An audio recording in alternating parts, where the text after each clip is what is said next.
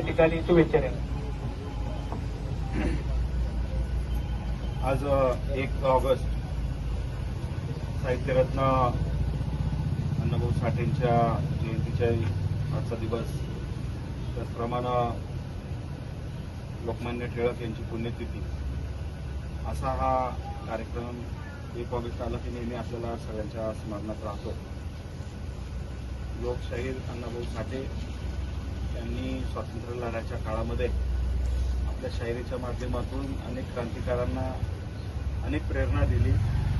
विशेष करून त्यांची अनेक पुस्तकं, अनेक नाट्य ही यासाठी प्रसिद्ध आहेत. ज्यांनी स्वातंत्र्य लढ्याच्यासाठी एक मोठी प्रेरणास्थान म्हणून त्यांचं राहिलेलं आहे.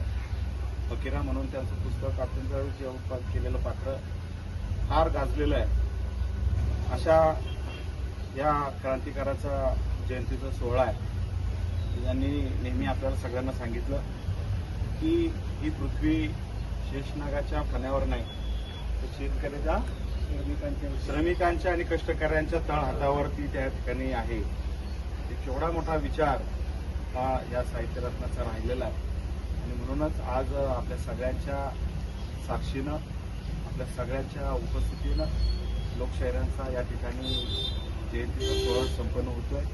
आणि उपस्थित आपल्या सगळ्यांच्या वतीनं, आपल्या सगळ्यांचे नेते आदरणीय आमदार वळसे पाटील साहेब यांच्या वतीनं, त्याचप्रमाणे जिल्हा परिषदेचे उपाध्यक्ष विवेकदादा वळसे पाटील यांच्या वतीनं, माझ्यासमोर उपस्थित असलेले आपल्या तालुक्याचे माजी सभापती आणि कारखान्याचे संचालक आनंदराव शिंदे साहेब, त्याचप्रमाणे श्री अक्षयराव उर्फ बंटी शेटकाळे, सचिनराव गावाने आणि सर्वच मित्र परिवाराच्या वतीनं लोकशाही कार्यांना आहेत या ठिकाणी त्या सगळ्या मान्यवरांच्या वतीनं लोकशाहीर अण्णाभाऊ साठेंना विनम्र असं अभिवादन करतो.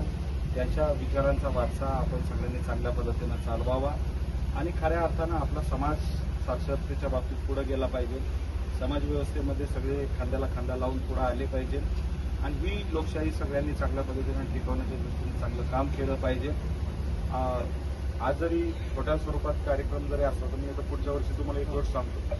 पुढच्या वर्षी जरा थोडंसं सगळ्यांना चांगलं प्रबोधन होईल अशा पद्धतीचा एखादा व्याख्याता आणून आपल्या समाजाच्या सुद्धा आणि आपल्या सगळ्या बहुजन समाजाच्या दृष्टीनं सगळ्या लोकांना प्रेरणा मिळेल अशा पद्धतीचं एखादं व्याख्यान आपण ठेवलं तर अण्णाभाऊ साठेंची जयंती अधिक मोठ्या प्रमाणामध्ये त्या ठिकाणी चांगल्या पद्धतीनं होईल. वेळात आज गोडेगाव, तालुका आंबेगाव, जिल्हा पुणे येथे लोकशाहीर अण्णाभाऊ साठे यांच्या जयंतीनिमित्त या ठिकाणी छोटासा कार्यक्रम या ठिकाणी करण्यात आलेला आहे.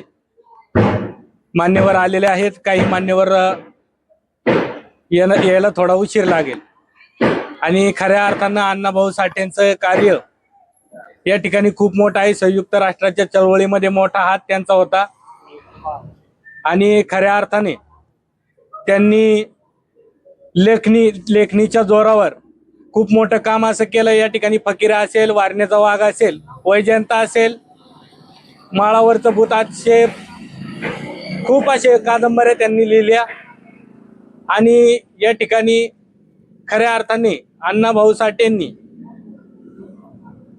उपदेश या ठिकाणी चांगल्या अर्थाने दिला. तरी मी अण्णाभाऊ साठेंचं या ठिकाणी जयंतीच्या निमित्ताने सर्वांना शुभेच्छा देतो. आणि घोडेगावचे सरपंच आले, सदस्य आले, सभापती काही वेळाने येणार आहेत, त्यानंतर सोमनाथ शेटकाळे असतील ते पण येणार आहेत आणि गौतमजी खरात अध्यक्ष, डॉक्टर बाबासाहेब आंबेडकर स्मारकाचे अध्यक्ष या ठिकाणी ते पण येऊन गेले, वायदंडे साहेब येऊन गेले, काही मान्यवर येणार आहेत. तरी मी आलेल्या मान्यवरांचे हार्दिक असे आभार मानतो आणि या ठिकाणी अण्णाभाऊ साठे जयंतीच्या सर्वांना शुभेच्छा देतो. साहित्यरत्न अण्णाभाऊ साठेंचा विजय असो.